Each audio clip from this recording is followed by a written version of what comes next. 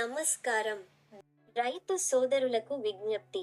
వ్యవసాయ వ్యర్థాలను కాల్చకండి. భూమిని, ప్రకృతిని కాపాడండి. పొలాల్లో పంట కోత అనంతరం మిగిలిపోయే వరిగడ్డి, మొక్కజొన్న కాండాలు, పత్తి కట్టెలు వంటి వ్యవసాయ వ్యర్థాలను చాలా మంది రైతులు త్వరగా పొలం శుభ్రం చేయాలనే ఉద్దేశంతో కాల్చేస్తున్నారు. కానీ ఈ అలవాటు వల్ల భూమి సారవంతం తగ్గిపోవడం మాత్రమే కాదు, పర్యావరణానికి, మన ఆరోగ్యానికి మరియు భవిష్యత్తు వ్యవసాయానికి కూడా తీవ్రమైన నష్టం జరుగుతోంది. వ్యవసాయ వ్యర్థాలను కాల్చడం వల్ల కలిగే దుష్పరిణామాలు చూద్దాం. భూమి సారాన్ని కోల్పోతుంది. వ్యర్థాలను కాల్చినప్పుడు భూమిలో సహజంగా ఉండే సూక్ష్మజీవులు, పురుగులు మరియు పోషకాలు నశిస్తాయి. మట్టిలో ఉండే నత్రజని, పొటాషియం, సేంద్రియ పదార్థాలు తగ్గిపోవడం వల్ల భూమి బలహీనపడుతుంది. దీంతో ప్రతి సంవత్సరం ఎరువుల ఖర్చు పెరిగి దిగుబడి తగ్గే పరిస్థితి వస్తుంది. అగ్ని ప్రమాదాల ముప్పు.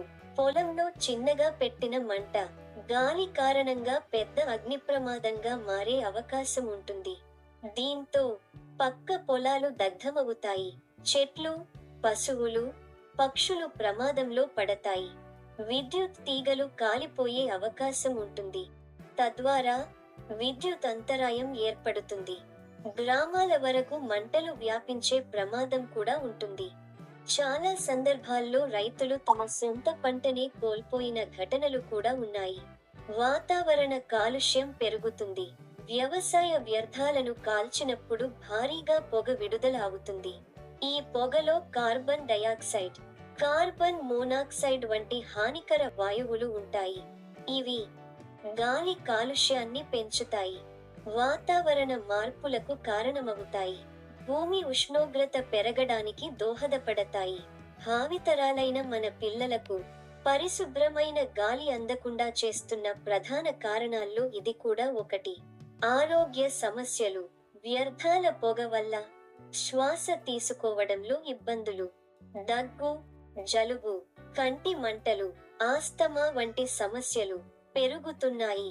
చిన్న పిల్లలు, వృద్ధులు మరియు రైతులు ఎక్కువగా ప్రభావితమవుతున్నారు. జీవ వైవిధ్యానికి హాని.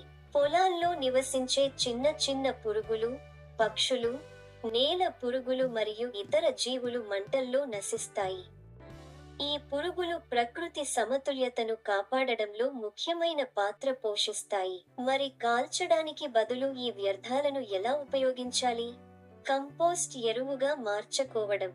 వ్యవసాయ వ్యర్థాలను గుంతలో వేసి పాడేయేలా ఉంచితే మంచి సేంద్రియ ఎరువు తయారవుతుంది. ఇది భూమి సారాన్ని పెంచి రసాయన ఎరువుల ఖర్చును తగ్గిస్తుంది. పంట దిగుబడి కూడా పెరిగే అవకాశం ఉంటుంది. మల్చింగ్ పద్ధతి పాటించండి. వ్యర్థాలను పొలంలోనే పరచడం వల్ల నేలలో తేమ ఎక్కువ రోజులు నిల్వ ఉంటుంది. దానివల్ల కలుపు మొక్కలు తగ్గుతాయి. భూమి చల్లగా ఉంటుంది. పశువుల మేతగా ఉపయోగించండి. కొన్ని పంటల అవశేషాలను పశువులకు మేతగా కూడా ఉపయోగించవచ్చు. ఇది రైతుకు అదనపు ప్రయోజనంగా కలిగిస్తుంది. బయోగ్యాస్ మరియు సేంద్రియ ఎరువుల తయారీ. వ్యర్థాలను బయోగ్యాస్ ప్లాంట్లలో ఉపయోగించి వంట గ్యాస్, విద్యుత్, సేంద్రియ ఎరువులు తయారు చేయవచ్చు. యంత్రాల సహాయం తీసుకోండి. హ్యాపీ సీడర్, రోటావేటర్, ష్రెడర్ వంటి యంత్రాలతో పంట అవశేషాలను మట్టిలో కలిపితే అవి సహజ ఎరువులుగా మారతాయి. త్వరగా మట్టిలో కలిసిపోతాయి. రైతు సోదరులారా, మన భూమి మన ఆస్తి. భూమిని కాపాడితేనే భవిష్యత్తు తరాలకు పచ్చని పంటలు, ఆరోగ్యకరమైన జీవితం అందుతుంది. వ్యవసాయ వ్యర్థాలను కాల్చకండి. పర్యావరణాన్ని కాపాడండి. సేంద్రియ వ్యవసాయాన్ని ప్రోత్సహించండి. భూమాతను రక్షించడం ప్రతి రైతు బాధ్యత. ధన్యవాదాలు.